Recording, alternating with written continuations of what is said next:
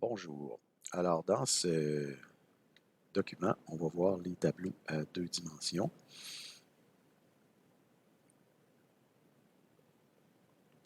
Alors, les tableaux ou les arrays. OK. Donc, pour ce qui est des arrays, on a des tableaux à une dimension. Ça, on les a déjà vus. On a des tableaux à deux dimensions, des tableaux à trois dimensions.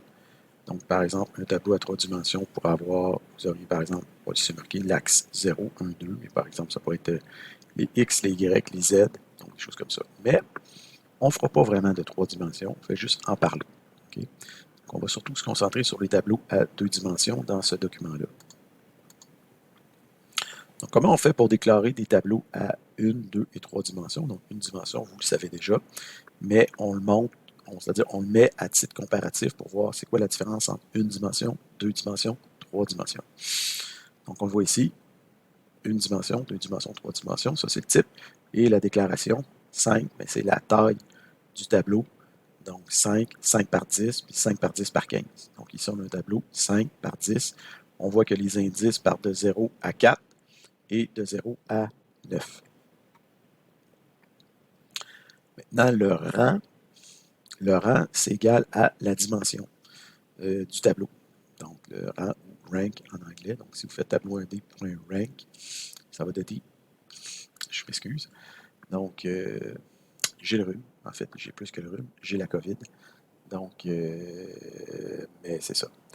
Donc, voilà. Donc, le rang ici, mais je suis en train de m'en remettre, semble-t-il.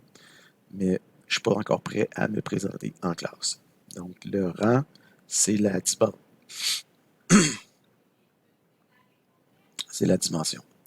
du tableau. Maintenant, la taille. Donc, si on prend juste la taille, le length, ben, le length, c'est le nombre total d'éléments dans le tableau. Donc, quand c'est juste une dimension, ben, ça va être 5.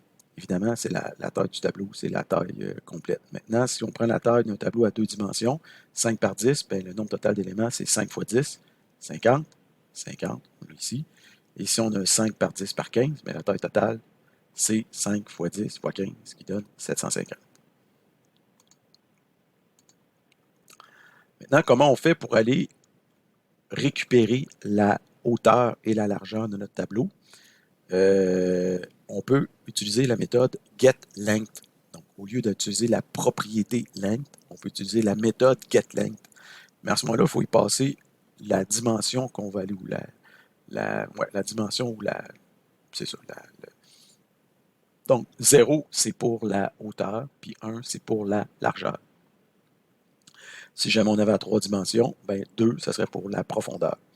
Donc là, la hauteur, la largeur et voilà, donc ça nous permet d'aller chercher pour un tableau donné sa hauteur, sa largeur. Maintenant, comment on fait pour modifier le contenu de notre tableau? Bien, dans le cas d'un tableau à deux dimensions, bien, il faut spécifier la coordonnée à deux dimensions dans le tableau pour aller modifier cet emplacement-là. Donc, la première coordonnée du tableau, c'est 0, 0. Ici, par exemple, on prend la coordonnée 0, 0, puis on met 100 dedans. Et la dernière coordonnée du tableau, ça va être 4, 9. Donc, tableau 2D 4, 9, on dit que c'est égal à la coordonnée 0, 0, donc ça devient 100. Puis après ça, on incrémente cette coordonnée-là de 10, ça va devenir 110. Maintenant, les tableaux deux dimensions ont certaines limitations par rapport aux tableaux 1 dimension. Donc, pour le moment, en C# 10, .NET 6, .NET Core 6, ben Core, on ne dit plus Core maintenant. Donc, c'est pas possible de slicer ni d'indexer à rebours les arrays à deux dimensions. Donc, par exemple, si on définit un tableau 2D, on ne peut pas l'indexer à rebours.